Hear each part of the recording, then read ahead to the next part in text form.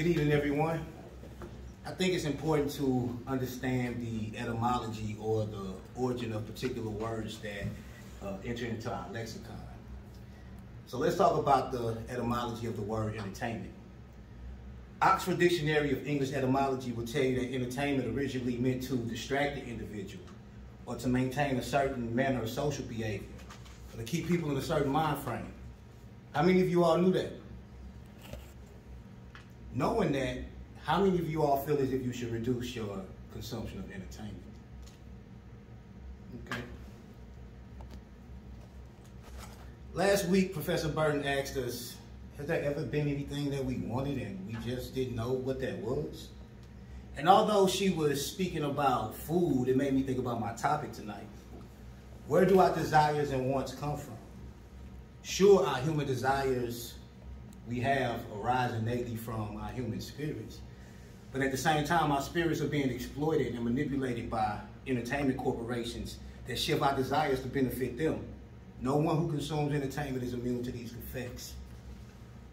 Over the past decade, I've made a conscious effort as to how much and what type of entertainment I consume. And although I've been able to measure the positive changes in my psyche, I can still see the residual effects of years of unconsciously being entertained. This is another topic that I've researched over the years, but my research has intensified over the past year while writing a book on mind control and social engineering.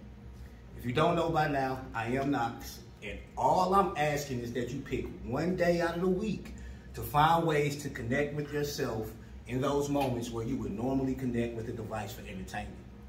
You may not see it as an issue at first glance because it's only entertainment, but let me show you where the problem lies. The entertainment industry uses psychological warfare tactics to socially engineer and control the thoughts, values, and actions of individuals and groups in our society. Now, when I start talking this talk, they say that I'm getting into the realm of conspiracy theory and it's all nonsense. But even though I'm dealing with conspiratorial acts, I'm dealing with all facts, no theories. And one fact is that we can't talk about social engineering without speaking about the Tavistock Institute of Sussex, England. Award-winning investigative journalist Daniel Estulin refers to Tavistock as the World Center for Mass Brainwashing and Social Engineering Activities. I have to mention that Tavistock had close ties with the Rockefeller family, the CIA, and the U.S. military during the Cold War, all the way from the beginning of World War I. There's this top secret document from the Bilderberg Conference Group in 1957 where Tavistock and Rockefeller associates were in attendance. The document is titled Silent Weapons for Quiet Wars, an Introductory Programming Manual. Here's a quote from it. It is impossible to discuss social engineering of society on a national or worldwide scale without implying extensive control of destruction of human life. This manual must be secured from public scrutiny, otherwise it might be recognized as a formal declaration of domestic war. What? That's the document there, no theory, all facts.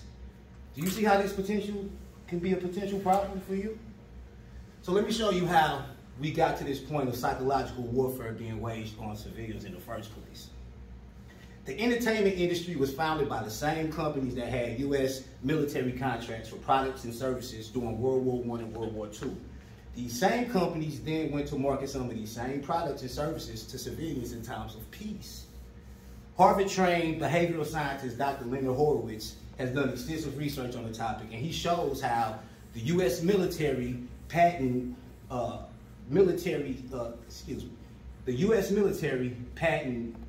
patents over a lot of the companies that held radio manufacturing during that time.